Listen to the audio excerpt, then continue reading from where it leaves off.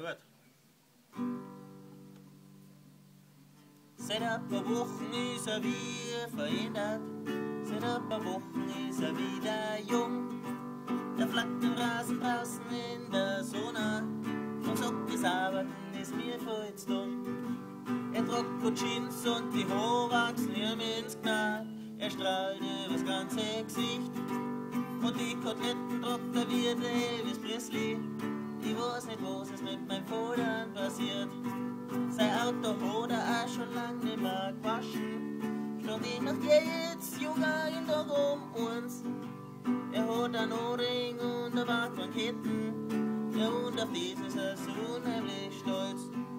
Der Rasen, der wird nimmer gemacht, wenn der braucht Wildnis. Oder neulich mal am Nachbarn gesagt.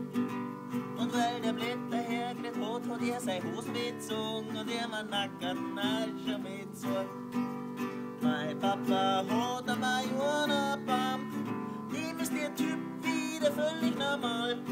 Mein Vater raucht den Tag ein Eimer voll Shit und ich als Dorferbur, ich rauch natürlich mit.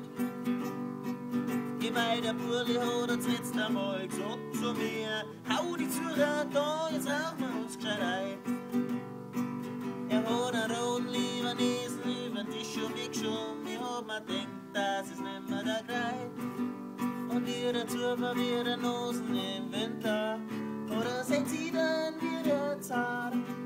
Und einen Wahnsinnssaat auf reicher Heuklapp, da haben sie Dorfwaschen Dreieck draht.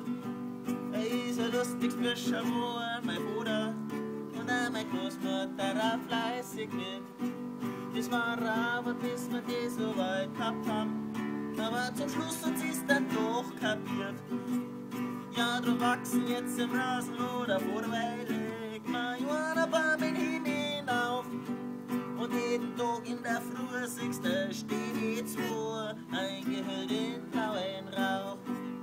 Mein Papa hat ein Marihuana-Pump, seitdem ist der Typ wieder völlig normal.